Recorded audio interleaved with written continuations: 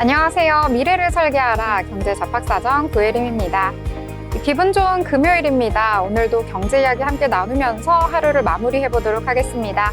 두 분의 아나운서와 함께 하겠습니다. 오늘은 장진여, 신혜진 아나운서와 함께합니다. 안녕하세요. 안녕하세요. 네, 그러면 미증시부터 먼저 살펴보고 넘어가기로 하겠습니다. 이 무역협정에 대한 불확실성 계속해서 나타나고 있습니다. 이 뉴욕 지수는 3대 지수가 혼조로 마감을 했는데요. 자세한 분위기 살펴보도록 하겠습니다. 자, 진현 아나운서 전해주시죠. 네, 미증시 마감 시황 전해드립니다. 뉴욕 증시는 관세 이슈에 대한 피로감을 드러내며 혼조세로 마감했습니다. 성금요일 휴장을 하루 앞두고 상대적으로 거래도 활발하지 않았는데요.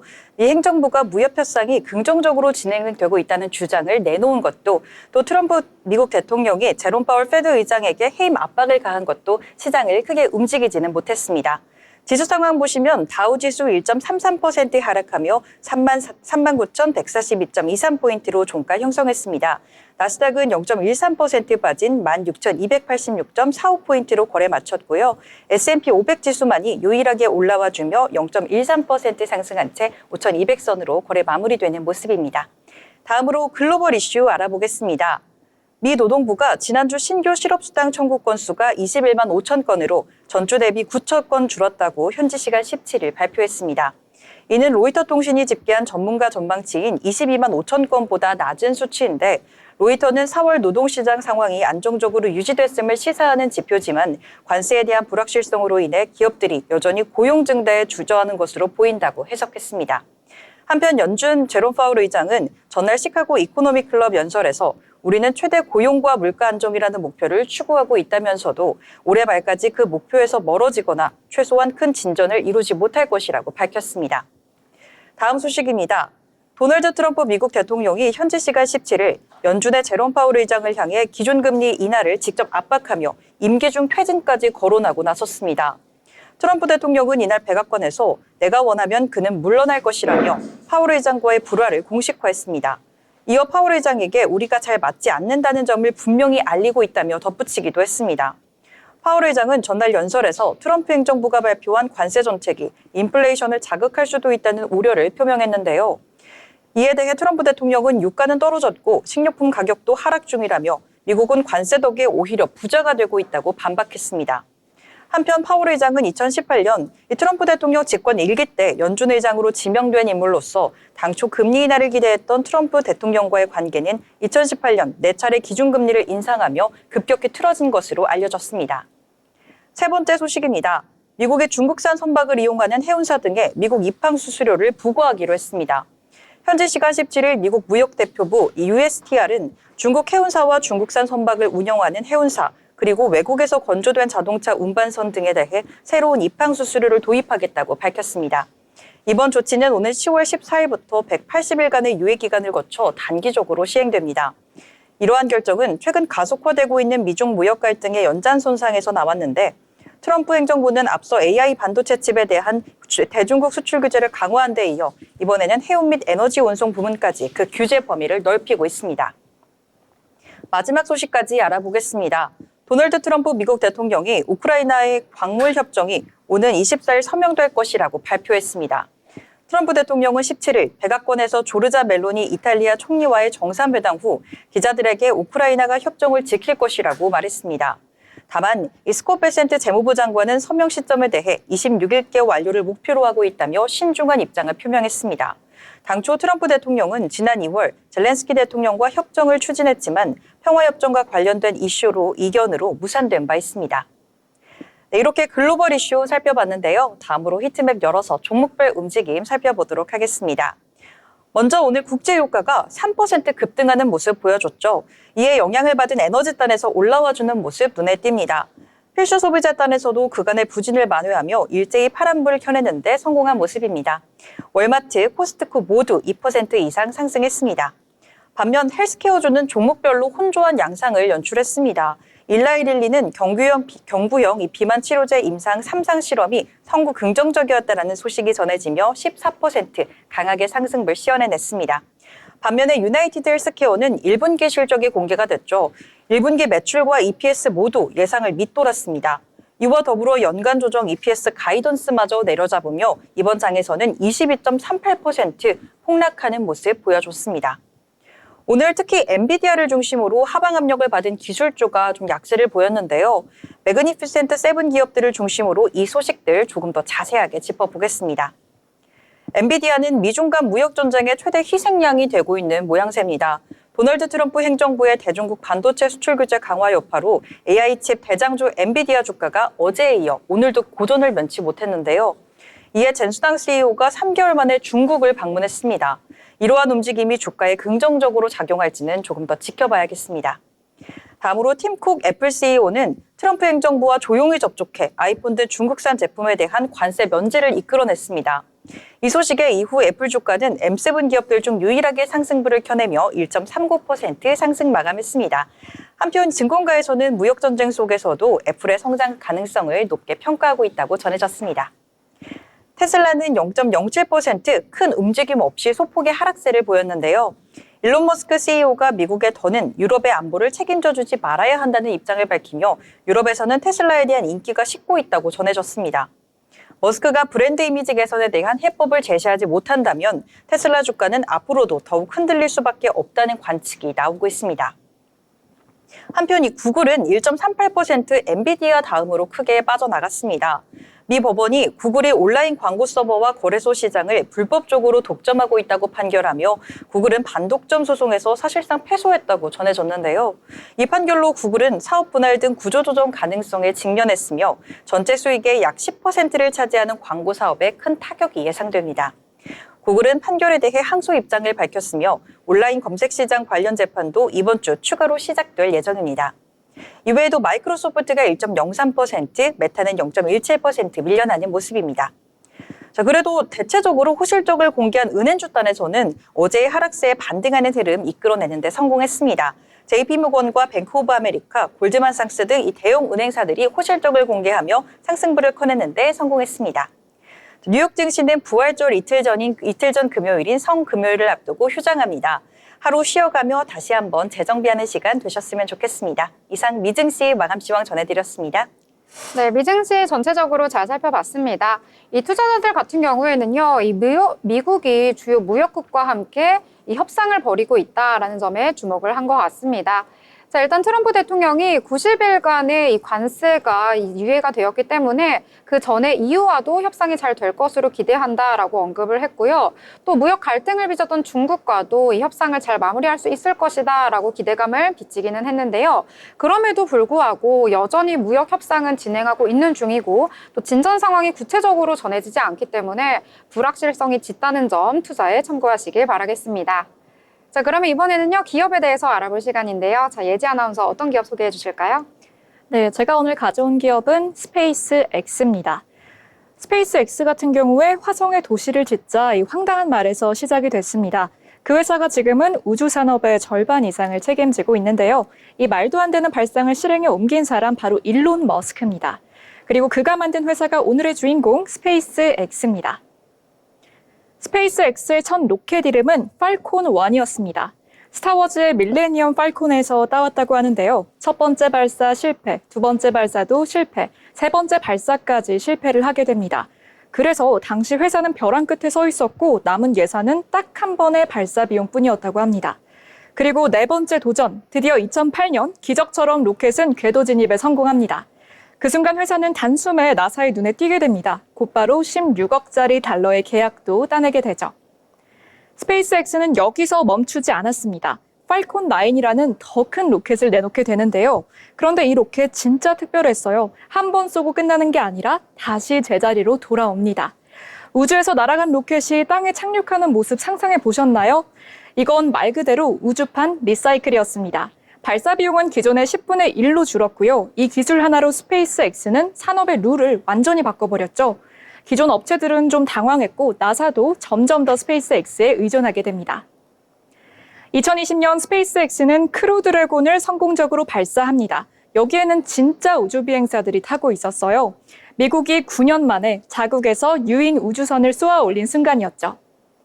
전 세계 어디든 하늘만 보이면 인터넷이 되는 시대, 그 중심엔 일론 머스크의 스타링크가 있습니다. 스페이스X가 만든 이 위성 인터넷 서비스는 지상 기지국이 없이도 위성만으로 통신이 가능하게 했죠. 현재 서비스는 북미, 유럽은 물론 남극 일부 기지까지 확장이 됐고요. 아프리카 내륙, 동남아 섬 지역, 사막, 심지어 해양에서도 사용이 가능하다고 합니다. 실제로 우크라이나 전쟁에서도 스타링크는 생명줄 역할을 했다고 합니다. 2022년 러시아 침공 이후 우크라이나 정부 요청으로 스페이스X는 위성 단말기를 긴급 지원했다고 합니다. 이후 2만 개 이상의 단말기가 제공됐고 민간, 통신, 병원, 군사작전까지 스타링크 덕분에 유지가 됐다고 합니다. 그런데 여기서 논란도 좀 있었습니다. 머스크는 전쟁에서의 통신 서비스는 무상으로 제공할 수 없다면서 미 국방부와 우크라이나 정부에 비용 분담을 요구했죠. 실제로 미 국방부는 2023년부터 스타링크 사용료를 일부 지원하기 시작했고요. 우크라이나 측도 민간용은 유료 전환에서 월 60달러에서 75달러 수준의 요금제가 적용되고 있습니다. 우크라이나 측도 군사작전용은 별도 협상을 통해서 계약하고 있다고 전해집니다. 스페이스X의 최종 목표는 화성입니다. 이를 위한 무기가 바로 스타쉽인데요. 이 로켓은 현재 존재하는 그 어떤 로켓보다 크다고 합니다. 지구 밖으로 나갔다가 다시 돌아와서 착륙하는 것도 역시나 목표로 가지고 있습니다. 스페이스X는 이제 단순한 민간 기업이 아닙니다. 지금은 미국 국방부와도 협력하고 있는데요. 위성 운송, 정찰, GPS 보강 등 군사 임무도 맡고 있죠. 스페이스X는 아직 상장하지 않았습니다. 그런데도 기업 가치는 2024년 기준 약 200조 원으로 추정이 돼요. 특히 스타링크만 따로 상장할 가능성이 높습니다. 만약에 상장이 된다면 글로벌 IPO 가운데 최대어가 될 수도 있겠죠. 한국도 이제 우주 산업에 뛰어들고 있습니다. 누리호 발사, 다누리 달 탐사선, 나로 우주센터 등의 의미 있는 성과가 이어지고 있고요. 하지만 아직까지는 정부 주도 중심이라는 것이 좀 아쉬운 부분입니다. 한국도 스페이스X 같은 민간 주도의 혁신이 좀 필요하다고 생각하는데요. 하나 에어로스페이스, 세트랙I, 인스페이스 등의 관련 기업들이 속속 성장 중입니다. 또한 스타링크가 한국에 진출할 경우 통신 시장에도 변화가 예상됩니다. 이제 K-우주 시대도 정말 머지않기를 바라봅니다. 스페이스X는 실패를 실패라고 하지 않습니다. 그들은 테스트를 연습이라고 부르죠. 로켓이 폭발해도 괜찮아, 데이터는 얻었잖아 라고 말하는 기업입니다. 스페이스X는 단순한 우주 기업이 아닙니다. 이 회사는 우리가 우주를 일상적인 공간으로 느끼게끔 해준 기업인데요. 우리가 지금 스페이스X를 공부해야 하는 이유 간단합니다. 이 회사가 미래의 기반 시설을 만들고 있기 때문인데요. 한국의 투자자, 창업자, 정책가까지 모두가 눈여겨봐야 할 기업인 것 같습니다. 지금까지 기업사전이었습니다. 네, 스페이스X 소개를 해주셨습니다. 이 기업 같은 경우에는 상장은 되지 않았지만요. 많은 분들이 주목을 하고 있는 기업입니다. 이 기업에서 가장 주목할 점은 바로 재사용 로켓인데요. 한번 쏘아 올린 다음에 그것이 버려지는 것이 아니라 다시 로켓 발사체가 되돌아와서 재사용할 수 있다는 점, 이것으로 인해서 수천억 원에 달하는 비용을 낮췄다는 점이 핵심인 것 같습니다. 이 부분에 대해서 전문가들도 정말 획기적인 생각이다라고 언급을 했거든요. 이 부분에 대해서도 참고하시면서 기업 알아가시면 좋을 것 같습니다. 자, 그러면 이번에는 신문 한번 살펴볼 시간인데요. 요즘에 경제면에 여러 가지 내용들이 정말 많아서요. 어떤 내용부터 살펴봐야 할지 어렵더라고요. 자, 진현 아나운서가 이 중에 핵심만 뽑아오셨다고요? 네, 오늘 신문에서 발췌된 뉴스를 전해드리는 뉴스 브리핑 시간입니다. 먼저 첫 번째 소식부터 살펴보겠습니다. 현대자동차가 전기차 아이오닉5와 코나 EV의 국내 생산을 2달 만에 다시 일시 중단합니다. 17일 업계에 따르면 현대차는 오늘 24일부터 30일까지 울산 1공장 12라인의 가동을 멈추고 휴업에 들어갑니다. 이 라인에서는 아이오닉5와 코나 EV가 생산되고 있었는데요.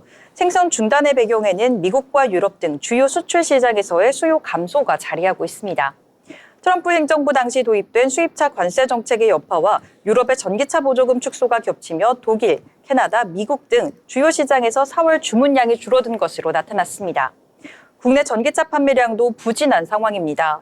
현대차는 조립할 차량이 없이 컨베이어 벨트만 돌아가는 이른바 공피치 상태를 감수해왔지만 결국 생산을 잠정 중단하기로 결정했습니다.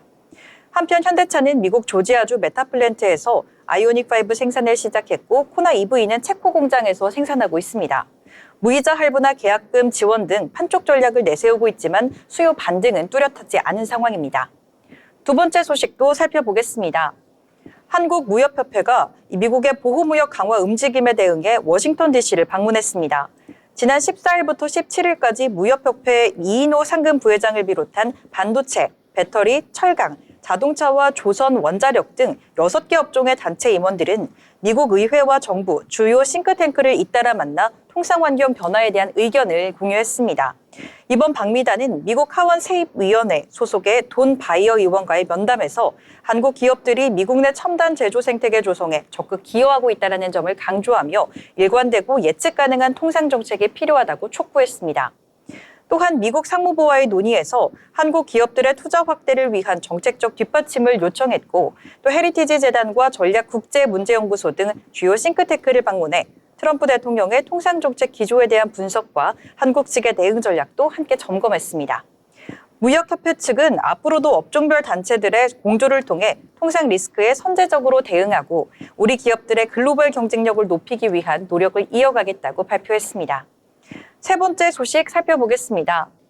123 비상계엄과 이어진 탄핵 정국으로 인해 관광 수요가 위축될 것이란 우려와 달리 방한 외국인 관광객 수가 오히려 증가한 것으로 나타났습니다. 한국관광공사가 발표한 한국관광데이터랩에 따르면 지난해 12월부터 올해 2월까지 방한 외국인은 총 352만 6천여 명으로 전년 동기 대비 19.6% 증가했습니다. 겨울철 비수기와 서울 시내 대규모 집회 등 불리한 여건 속에서도 뚜렷한 상승세를 기록한 겁니다.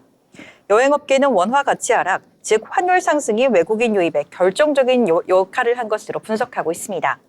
관광객뿐만 아니라 이들의 지출 또한 크게 늘었는데 계엄 이후 넉 달간 외국인 관광 소비 총액은 2조 6천억 원을 넘어섰고 외국인의 의료 소비액은 약 4,887억 원으로 전년 대비 80% 넘게 급증했습니다. 피부과와 성형외과의 수요가 몰리며 강남 일대 외국인 방문도 눈에 띄었습니다. 진료 후 접수 고객 중에 70%가 보톡스, 필러 등을 받으러 온 외국인이었는데 중국과 일본, 태국 등 아시아권 비중이 컸습니다. 전문가들은 환율 효과에만 의존하기보다는 국가 이미지 회복과 서비스 경쟁력 강화 등 장기적 대응이 필요하다고 분석하고 있습니다. 다음 소식입니다.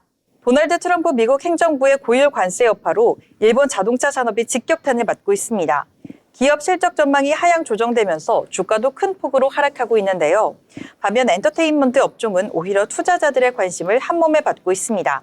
니혼 게이자이에 따르면 일본 자동차 대기업 7개사의 2025 회계연도 순이익 대부분 감소하거나 소폭 증가할 것에 그칠 것으로 보입니다. 도요타는 전년 대비 7% 줄어든 4조 2천억 원의 순수익이 예상됐고 닛산은 적자 기조가 이어질 것으로 전망했습니다. 스바루와 마쓰다도 두 자릿수 실적의 감소가 예고됐습니다. 25%에 달하는 대미 수출 관세와 더불어 미국이 엔화 약세에 불만을 드러낸 점도 부단 요인으로 작용하고 있는데요. 환율 수혜를 기대하기 어려운 구조 속에서 자동차 업계에 대한 비관적 전망이 이어지고 있습니다. 실제로 도요타는 올해 들어 21%, 닛산은 34% 주가가 빠졌습니다. 반면 게임과 영상 콘텐츠를 제작하는 소니, 닌텐도, 도호, 반다이 남코 등 엔터테인먼트 빅7 기업은 선전하고 있습니다. 도호의 경우 해외 투자 상담이 60% 이상 늘었고 중동 국부펀드들이 대거 매수에 나선 것으로 알려졌습니다. 특히 이번 트럼프 관세에 디지털 콘텐츠가 제외됐다는 점이 외국인 투자자들의 주목을 받은 배경으로 분석됩니다. 다만 일부에선 닌텐도, 코나미 등 일부 종목이 고평가됐다는 우려가 제기되고 있습니다. 다섯 번째 소식까지 살펴보도록 하겠습니다. 미국과 중국이 제조업 부흥을 이끄는 인공지능을 적극 활용하는 가운데 국내 산업계 역시 이 산업 특화 AI를 중심으로 경쟁력을 키워야 한다는 목소리가 나오고 있습니다. 17일 대한상공회의소와 산업통상자원부는 산업 AI 전략 세미나를 열고 제조 혁신을 위한 산업 AI 활용 방안을 논의했습니다. 기조 발표에 나선 카이스트 장영재 교수는 범용 AI는 뒤처졌지만 제조 현장 데이터에 기반한 산업 특화 AI는 우리가 앞설 수 있다며 강조했습니다. 실제로 공장 작업자의 역할을 이 디지털 트윈이 대체해 설비 투자를 30% 절감한 사례도 소개가 됐는데요. 정부도 산업 AI 고도화를 주요 정책 방향으로 제시하며 산업 현장의 지능화와 자율화를 위해 기업 맞춤형 AI 모델 개발과 인재 양성에 나설 것이라고 발표했습니다. 지금까지 뉴스 브리핑 전해드렸습니다. 네, 경제면에 대해서 여러 가지 내용들 잘 소개를 해주셨습니다. 이 트럼프 대통령의 상호 관세 정책 불확실성이 계속되고 있다라고 말씀을 드렸는데요. 이 월가에 있는 거물들이 속속 들어서 빨리 협상을 해라. 각국과 함께 협상 테이블에 앉아서 이것과 관련해서 관세를 어떻게 변경을 할지, 어떻게 조정을 할지 이야기를 나눠라라고 연일 압박을 하고 있습니다. 자, 일단 트럼프 대통령 협상 테이블에 앉을 의지는 분명하다라고 밝혔고요. 16일에는 이미 일본과의 협상도 마친 상황인데요. 또 앞으로 관세와 관련해서 어떻게 정책 변화가 일어날지 추후 소식이 나오는 대로 정리해서 전해드리도록 하겠습니다. 더불어 본 방송에서 제공하는 정보는 투자 판단을 위한 조언일 뿐 해당 종목의 가치, 상승과 하락에 대해서는 보장하지 않습니다.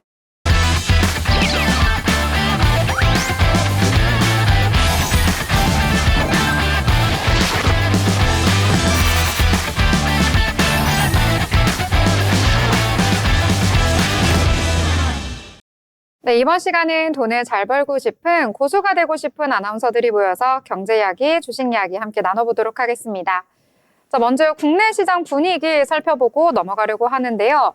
양대 시장 오늘 무난한 분위기 속에서 마감을 했습니다. 자세한 분위기 살펴보도록 하겠습니다. 먼저 코스피 같은 경우에는 전거래일 대비 0.53% 상승하면서 마감을 했는데요. 계속해서 고점 라인 올려가면서 오늘 상승 마감했습니다. 2483선에서 거래를 마쳤는데요. 이 수급적인 측면에서 살펴보시면은 오늘 외국인은 매도로 대응하는 모습 나타났는데 이 외국인 같은 경우에는 4월 들어서 4월 10일 단 한 거래일을 제외하고는 모두 매도 행렬 이어갔다라고 보실 수가 있겠고요. 기관 같은 경우에는 오늘 800억 원대 매수로 대응했다라고 보실 수가 있겠습니다.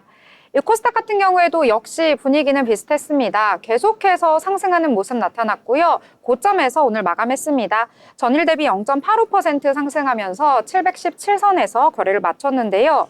이 코스닥 같은 경우에는 이 수급을 살펴보자면 큰 폭의 변동은 없었다라고 보실 수가 있겠습니다. 외국인은 매도 포지션 잡았고요. 기관만이 매수로 대응을 했다라고 보실 수가 있겠습니다. 이 시가총액 상단에 위치한 종목들도 함께 확인을 해보시면은요, 이 코스피와 코스닥 모두 혼조세 보인 모습인데 코스닥은 특히 하락한 종목들이 더 많았다라고 보실 수가 있겠습니다. 특히 코스피 같은 경우에는 오늘 반도체 투톱 그다지 힘을 못 쓰면서 지수의 상단을 제한하는 모습 나타나줬고요. 그리고 또 코스피에서는 이 한화 에어로스페이스 오늘 1%대 상승을 하면서 마감을 했는데 관련된 이슈는 잠시 후에 다시 한번 전달을 해드리도록 하겠습니다. 그리고 셀트리온 같은 경우에는 단기 수익성 악화에 대한 우려로 인해서 오늘 7위에서 8위까지 떨어지는 모습 나타났고요. 올해 들어서 시가총액이 1조 6천억 원 가까이 증발을 했다라는 점 참고를 해주시고요. 시총 7위 자리는 삼성전자 우선주에게 자리를 내줬다라고 보실 수가 있겠습니다. 코스닥 같은 경우에는 대부분의 종목들이 하락을 했는데요. 유일하게 눈에 띄는 것은 바로 펩트론이 아닐까 싶습니다. 오늘 무려 11%대 강세 속에서 마감을 했는데요. 이 뚜렷한 이유가 없이 급등세가 연일 이어지고 있습니다. 외국인의 매수세가 몰렸다라는 점 참고해 보시길 바라겠습니다. 자, 그러면 금요일 오늘장 그래도 무난하게 하루를 마무리한 것 같다라는 생각이 드는데요. 어떤 종목들이 왜 이렇게 올랐는지, 어떤 섹터가 부각이 되었는지 함께 이야기 나눠보도록 하겠습니다. 자, 진현 아나운서 어떤 내용부터 같이 이야기해 볼까요? 네, 먼저 제가 언급해볼 종목은 바로 대진첨단소재입니다.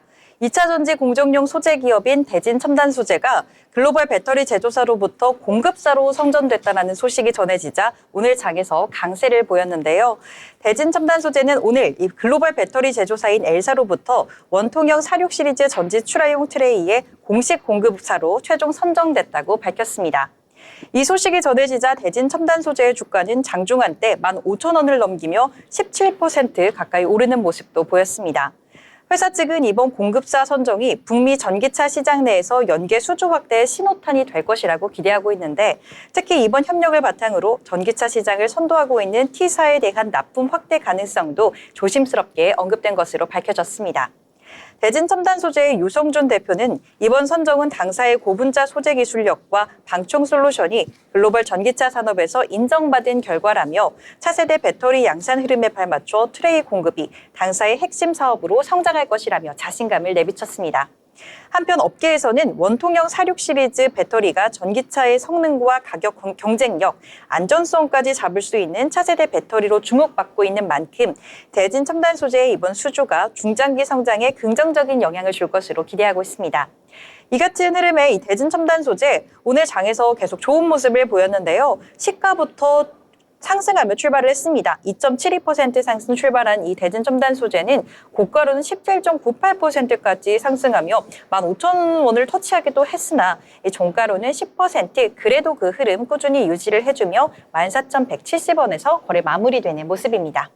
네, 대진 첨단 소재 오늘 윗꼬리가 조금은 달리긴 했는데요. 그래도 4월 들어서 많이 빠졌던 주가 조금씩 회복을 하고 있다라고 보시면 될 것 같습니다. 자, 그러면 또 다른 이야기들 함께 나눠보려고 하는데요. 자, 이번에는 넷플릭스 관련된 종목들이 이 실적이 발표가 되면서 일제히 강한 상승 보여줬습니다. 그래서 함께 이야기를 나눠보려고 하는데요. 이 넷플릭스 안 보시는 분들 거의 없을 것 같습니다. 여러 가지 OTT들을 구독하고 있으실 텐데 그중에서 넷플릭스는 뭐 정말 많은 분들이 구독을 하고 있으시더라고요. 혹시 두 분의 아나운서들도 그 넷플릭스 구독하고 계시나요? 네, 물론 구독하고 있습니다. 그럼 즐겨보는 프로그램은 어떤 게 있는지 궁금해요. 저는 요즘 하우스 오브 카드를 좀 자주 보고 있습니다. 오, 어떤 내용인가요? 그게 이제 정치 관련된 거고 외교관이라는 드라마도 있는데 정말 즐겁게 빠져서 보고 있습니다. 하우스 오브 카드랑 외교관. 네, 이렇게 저도 또 추천 목록에 한번 올려보도록 하겠습니다. 혹시 진현 아나운서도 관심 있는 콘텐츠 있을까요? 뭐 넷플릭스 정말 즐겨보고 있었는데 제가 요즘에 폭삭 소가수다 그게 그렇게 핫하다 그래서 보려고 접속을 시도했다가 공유 이게 좀 차단이 돼가지고 가족들과 이거 쓰고 있던 이 아이디가 이렇게 딱 공교롭게도 그때 차단이 돼서 아직은 좀 보지 못하고 있습니다. 관식이 열풍에 좀 합류하고 싶은데 아직 이 관식이가 왜 그렇게 인기가 많은지 잘 이해를 못하고 있는 상황입니다. 저도 사실 폭삭소가수다 잘 보지를 못해가지고 짤로만 몇 개 봤었는데요. 이 가족 계정에서 차단됐다는 것은 가족들이 지금 배척을 당한 건가요? 거기까지는 잘 모르겠는데 갑자기 왜 그렇게 됐는지 잘 모르겠네요. 아, 그래요? 엄마나 이제 형제분들에게 한번 문의를 해봐야 할 것 같습니다. 자, 이렇게 많은 분들이 넷플릭스 보고 계신데요. 역시 많은 분들의 사랑을 받는 만큼 실적도 굉장히 잘 나온 것 같습니다. 어제장에서 넷플릭스 호실적이 발표가 되면서 관련주들 급등을 했고요. 넷플릭스의 주가도 굉장히 좋은 흐름 나타났는데요. 자, 일단 1분기의 실적 시장의 예상치를 훨씬 웃돌았다라고 보실 수가 있겠습니다. 자, 이에 따라서 어젯밤에서 넷플릭스 주가를 살펴보면은요, 이 정규장에서는 1.19% 상승했고요. 시간 외에서는 더욱더 상승 탄력 좋은 모습 나타났습니다. 3% 넘게 상승을 했는데요. 자, 일단 넷플릭스가 발표한 실적 보고서를 확인을 해보시면은요, 올해 1분기 1월부터 3월의 매출은요, 105억 3,400달러 정도가 된다라고 보실 수가 있겠고요. 주당 순이익 같은 경우에는 6.61달러를 기록을 했다라고 보실 수가 있겠습니다.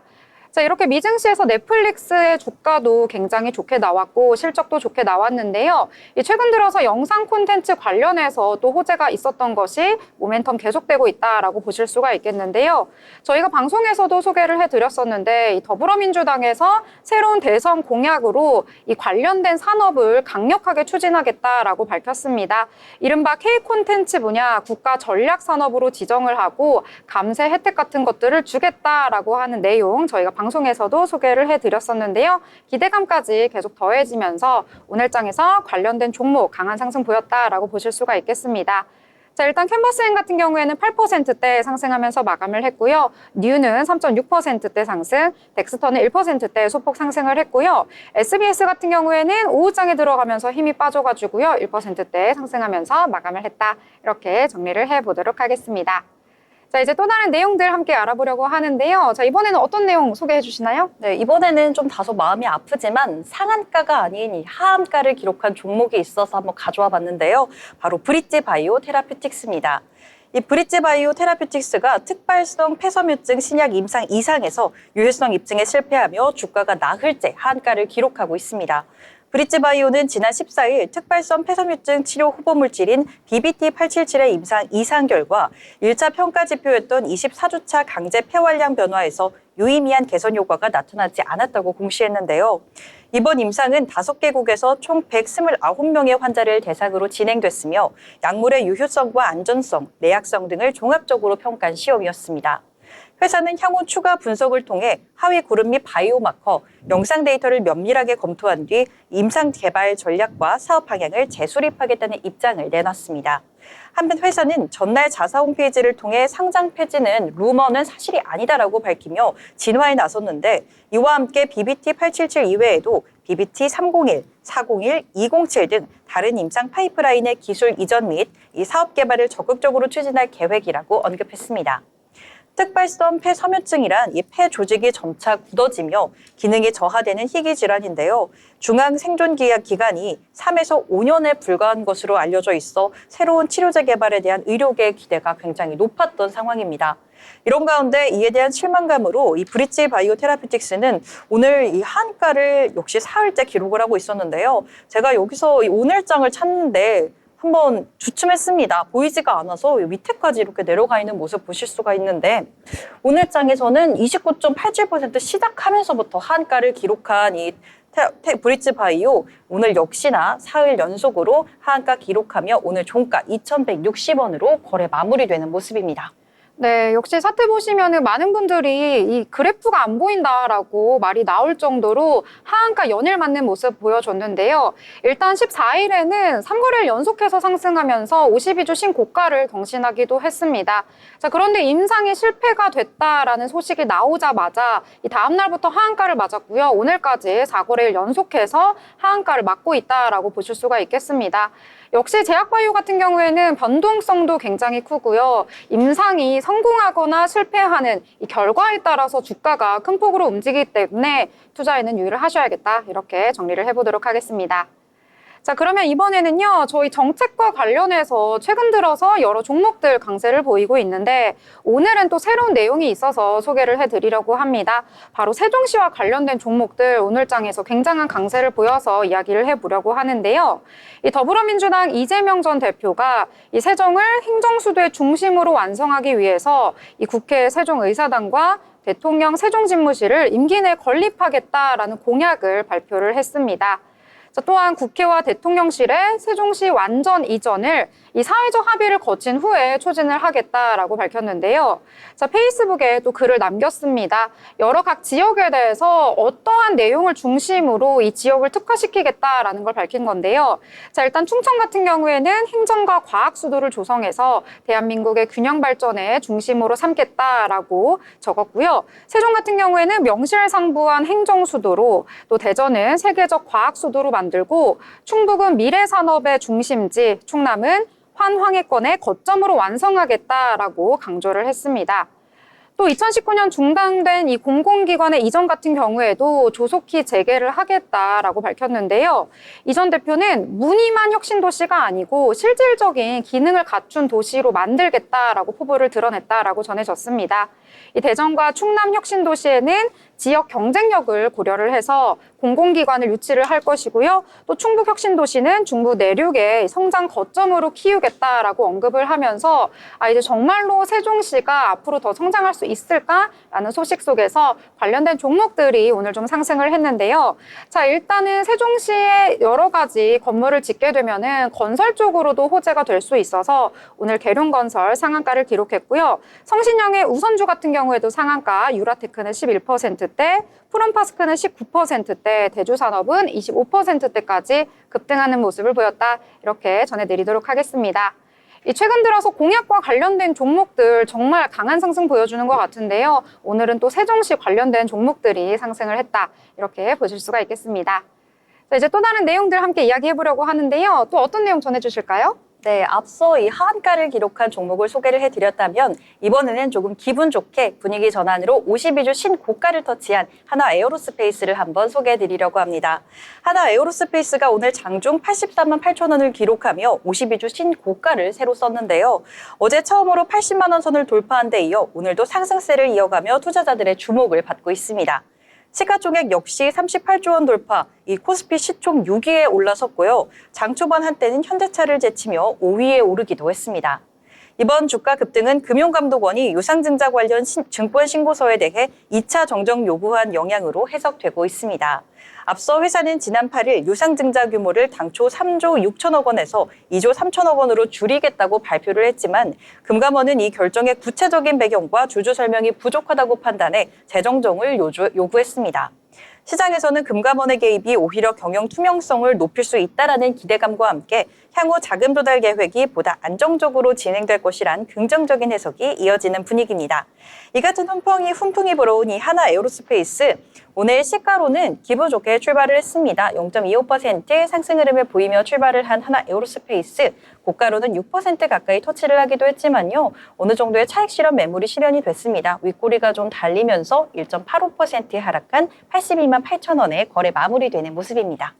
네, 3거래일 연속해서 상승하는 흐름 확인을 하실 수가 있겠고요. 52주 신고가를 경신했다라고 보실 수가 있겠습니다. 여러 가지 호재가 연일 좀 나타나고 있는데요. 자, 일단 금감원에서 유상증자에 대해서 이 정정 요구를 했다라는 소식 전해졌고요. 또 이재명 전 대표가 이 경선 후보로 나서면서 공약으로 제시했다라는 점이 주가에 긍정적으로 작용한 것으로 보입니다. 계속해서 조금씩 주가가 오르고 있으니까요. 큰 사이즈 종목이지만 참고해서 살펴보시면 좋을 것 같습니다. 자, 그러면 이번에는요, 인물에 대해서 살펴볼 시간인데요. 자, 예지 아나운서 어떤 인물일까요? 네, 오늘 제가 가져온 인물은 넷플릭스와 관련된 인물이죠. 바로 리드 헤이스팅스입니다. 리드 헤이스팅스를 아는 사람은 많지만 제대로 아는 사람은 드뭅니다. 그는 단순한 창업가가 아닌데요. 기술과 문화를 엮어서 전 세계 사람들의 여가 시간을 완전히 바꾼 인물이죠. 리드는 1960년 미국 매사추세츠에서 태어났습니다. 수학을 좋아했고 컴퓨터에도 흥미가 많았어요. 보울딘 대학교에서 수학을 전공하고 스탠퍼드에서는 AI를 공부했습니다.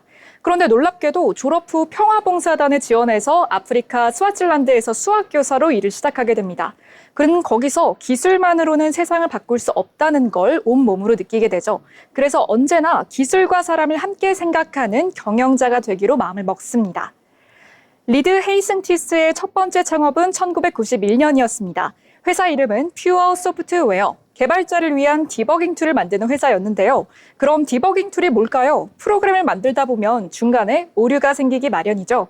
예를 들어 버튼을 눌렀는데 화면이 멈춘다거나 숫자를 더했는데 계산 결과가 이상하게 나오는 경우죠. 이런 문제를 찾고 고치는 게 바로 디버깅인데 그걸 도와주는 도구가 바로 디버깅 툴이라고 합니다. 덕분에 퓨어 소프트웨어는 빠르게 주목을 받았고요. 결국 나스닥 상장까지 성공을 하게 됩니다.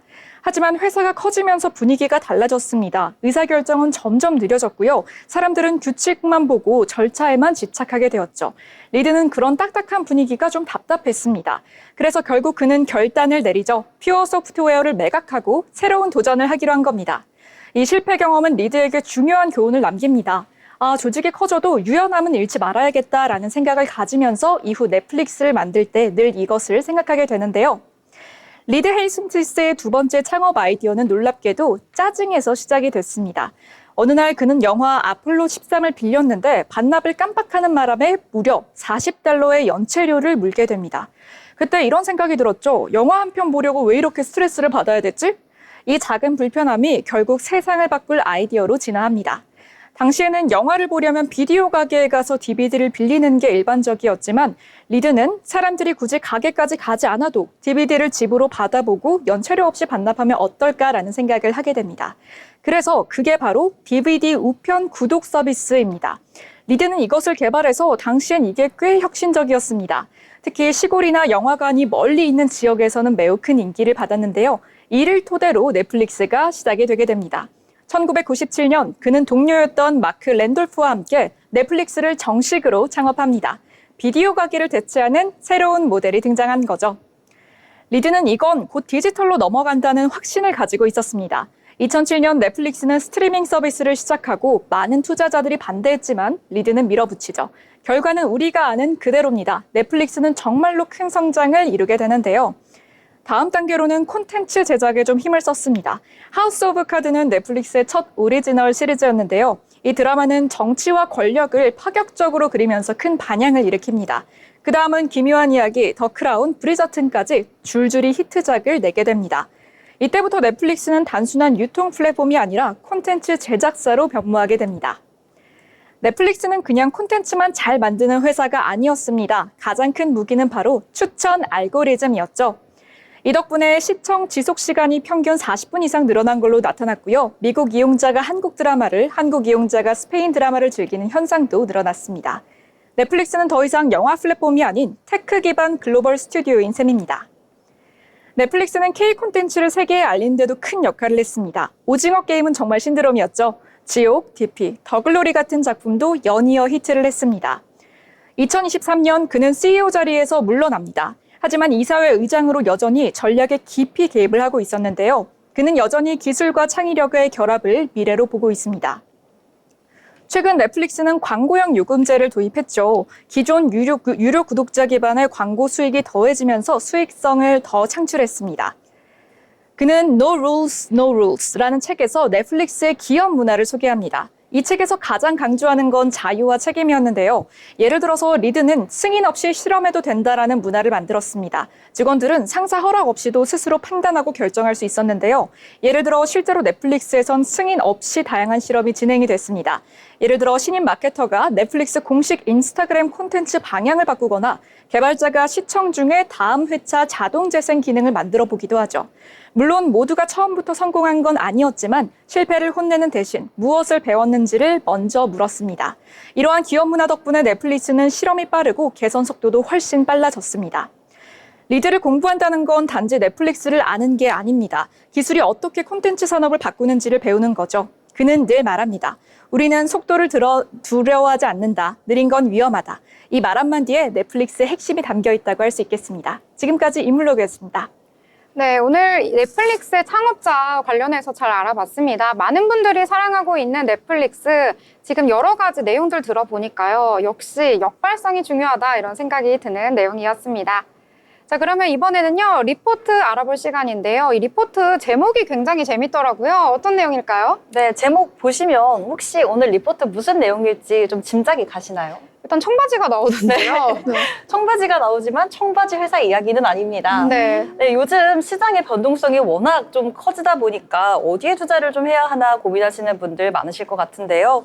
오늘은 이미 커져 있는 기업이 아닌 미래 산업에 대한 이야기를 한번 해보려고 합니다. 바로 전기차에 관련된 이야기입니다. 전기차 시대의 청바지라는 제목의 하나증권의 리포트입니다. 요즘 전기차 정말 많이 보이지 않나요? 도로 위나 아파트 단지, 주차장 등 예전엔 낯설게만 느껴졌던 이 전기차가 요즘은 일상 속에 가까이 있다는 생각이 드는데요. 그런데 오늘은 그 전기차 자체가 아니라 전기차를 움직이게 하는데 꼭 필요한 충전 사업에 대한 이야기를 나눠볼까 합니다. 혹시 이런 말 들어보셨나요? 골드러시 시대에 진짜 돈을 번 사람들은 금을 캔 사람들이 아니라 곡괭이와 청바지를 판 사람들이었다. 1800년대 중반 미국 서부에서 골드러시가 일어났을 때 수많은 사람들이 인생 역전을 꿈꾸며 서부로 몰려들었습니다. 그런데 정작 금광을 찾아 나선 사람들의 대부분은 금을 많이 캐지 못했다고 하는데요. 반면 이들에게 곡괭이, 삽과 청바지를 팔던 상인들은 안정적이고 확실하게 돈을 벌었습니다. 금을 캐려면 반드시 이 도구들이 필요했기 때문입니다. 전기차 시대도 딱 이런 모습이 아닐까 싶습니다. 차를 직접 만드는 완성차 업체들이 주인공이 아닌 전기차가 늘어날수록 필연적으로 따라오는 수요, 바로 충전 인프라 분야에 그 진짜 기회가 숨어 있다고 이 리포트는 말하고 있습니다. 그렇다면 먼저 전기차 판매량부터 짚고 넘어가 보겠습니다. 국내 전기차 판매는 정체되고 있습니다. 2022년엔 12만 8천 대가 팔렸고 2023년에는 15만 4천 대, 올해에는 오히려 더 줄어들어 14만 대로 예상되고 있습니다. 하지만 놀라운 건 이 와중에 충전소 운영 기업의 매출은 급등했다는 사실입니다. 2023년엔 전년 대비 무려 94% 성장, 올해에도 71%의 성장세를 보였습니다. 차를 사고 안 사고를 차치하고서라도 이미 도로 위를 달리는 전기차는 계속해서 늘고 있고 이 차량들은 매일같이 충전이 필요하기 때문이죠. 이게 바로 보급열과 누적 효과의 힘입니다. 자, 그럼 이렇게 수요가 늘고 있는데 충전기 만드는 회사에 투자하면 되는 거 아니야? 이렇게 생각하실 수도 있겠지만요. 꼭 그렇지만은 않습니다. 충전기만 만드는 기업들, 예를 들어서 SK 시그넷이나 월박스 같은 기업은 기술력은 있어도 계속해서 적자를 기록하고 있습니다. 특히 완속 충전기 분야는 누구나 진입할 수 있어서 경쟁도 심하고 수익성이 낮기 때문인데요. 한번 기계를 팔고 나면 이후에 수익을 이끌 만한 무언가가 부족하다고 볼 수가 있죠. 그래서 요즘 주목받는 비즈니스 모델이 바로 제조 플러스 CPO의 통합 전략입니다. 이 CPO란 차지 포인트 오퍼레이터, 즉 충전기를 설치하고 직접 운영하는 사업자입니다. 내가 만든 기계를 내가 깔고 그걸 이용하는 사용자로부터 수익을 얻는 구조죠. 이때 급속 충전까지 가능하다면 시너지 효과가 더욱 증가합니다. 급속 충전은 보통 20에서 30분 정도면 충전이 끝났는데 문제는 이런 충전소는 집이 아니라 외부에 있어야 하기 때문에 입지 확보가 관건이라고 볼 수 있겠습니다. 하지만 좋은 자리에는 그만큼의 비용이 따르겠죠. 그래서 좋은 자리를 오래 임대하는 능력은 충전소 사업에 있어 굉장히 중요한 경쟁력이자 다른 기업들이 따라오기 어려운 지속 가능한 방어선이 될 수 있습니다. 대표적인 사례가 바로 국내 기업인 채비입니다. 이 기업은 단순 충전소가 아니라 카페나 편의시설을 접목한 복합공간 채비스테이를 운영한다고 합니다. 고객의 충전을 기다리는 30분 동안 커피를 마시며 쉬거나 쇼핑까지 할 수 있게 만들었는데 이렇게 하면 단순 충전 요금 수익뿐 아니라 부가 매출까지 끌어올릴 수 있고 비싼 입지 확보 비용도 자연스럽게 상쇄될 수 있습니다. 자, 그렇다면 어떤 기업이 좋은 기업인가 궁금해하실 텐데요. 리포트에서는 충전기 제조 기술, CPO 운영 역량, 급속 충전 인프라, 장기 임대차 확보 이렇게 4가지 조건을 모두 갖춘 기업이 전기차 시대의 청바지가 될 것이다 라고 표현하고 있습니다. 그리고 여기에 추가로 중요한 2가지, 바로 충전 데이터 활용 능력과 통신 기술력입니다. 실제로 요즘엔 충전 데이터가 엄청난 자산으로 여겨지는데요. 이 차가 언제 어디서 충전됐는지, 배터리 열화가 어느 정도인지, 충전 습관은 어떤지 이런 데이터를 모으면 배터리 수명 관리나 고장 예측, 맞춤형 요금제까지 추천할 수 있는 기술을 개발할 수 있어진다고 합니다.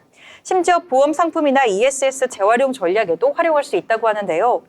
게다가 통신 프로토콜 기술이 좋으면 충전기와 앱, 백엔드 서버 간 연결이 원활해져 충전 오류나 불편이 훨씬 줄어듭니다. 이런 이유들로 리포트는 단순히 충전기를 많이 만드는 회사가 아니라 제조부터 운영, 데이터, 통신까지 아우르는 기업에 주목하라고 이야기하고 있습니다. 대표적으로 언급된 채비는 아쉽게도 현재는 비상장 기업이지만 주식시장에 직접 투자는 할 수 없을지라도 산업 내에서 가장 앞서고 있는 기업 중 하나로 평가되고 있습니다. 자, 지금까지의 내용을 요약해보자면 전기차가 늘어나는 시대에 확실하게 커질 수밖에 없는 영역이 바로 충전 사업이고 그 안에서도 단순 제조가 아닌 운영, 급속 충전, 데이터, 통신까지 이렇게 활용할 수 있는 기업들이 지속 가능한 경쟁력을 갖고 미래 산업의 주인공이 될 수 있다고 정리해 볼 수가 있을 것 같습니다. 조금 번거로울 수는 있지만 이 유가의 영향을 받지 않고 저렴한 비용으로 차를 움직일 수 있는 이 충전이야말로 바로 전기차의 꽃이 아닐까 싶은데요. 앞으로 전기차를 마주하실 때마다 그 차를 움직이는 충전 인프라 뒤에는 뭐가 있을지 생각해 보시는 것도 일상의 소소한 즐거움이 되지 않을까 싶습니다. 지금까지 투자 리포트 전해드렸습니다.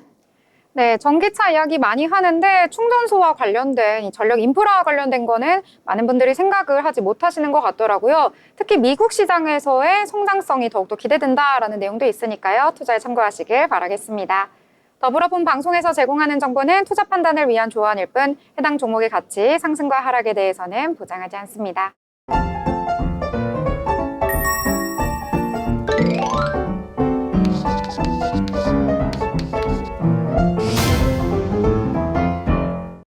네, 이번엔 여러 가지 이야기들 함께 나눴는데요. 오늘 장에 대해서 간단하게 정리를 해보도록 하겠습니다. 자, 예지 아나운서 어떻게 좀 요약을 해볼까요? 네, 저는 오늘 장을 숨고르기로 좀 표현을 하고 싶은데요. 어제는 국내 3대 지수 다 상승했고 미국도 다 하락을 했는데 오늘은 S&P 지수 아주 좋게 나타났습니다. 넷플릭스가 정말 호실적을 발표했는데요. 덩달아서 저도 넷플릭스 자료를 가져왔어요. 그래서 숨고르기로 한번 정리해보고 싶습니다. 네, 오늘 숨고르기다라고 정리해 주셨고요. 자, 이번에는 진현 아나운서 어떻게 좀 정리를 해볼까요? 네, 저는 우리 증시 바닥은 찍었다라고 좀 정리를 해보고 싶습니다. 이 우리 증시 미국 증시가 이렇게 흔들리는 와중에도 어느 정도 좀 버텨주는 모습을 보였는데 이렇게까지 버틴다는 건 우리 증시 지금이 좀 이젠 바닥을 잘 다져지지 않았나 뭐 이렇게 생각해 볼 수가 있을 것 같아요. 그래서 지금은 앞으로 올라갈 일만 남았기에 좀 기대해 보고 싶습니다. 네, 이렇게 좋은 일만 펼쳐지길 기대해보면서 저도 오늘장 관세 전쟁 끝이 나길 이렇게 정리를 해보도록 하겠습니다. 자, 오늘 방송 여기서 마무리 짓도록 하겠습니다. 평온한 주말 보내시고요. 저희는 월요일 방송으로 다시 찾아뵙도록 하겠습니다.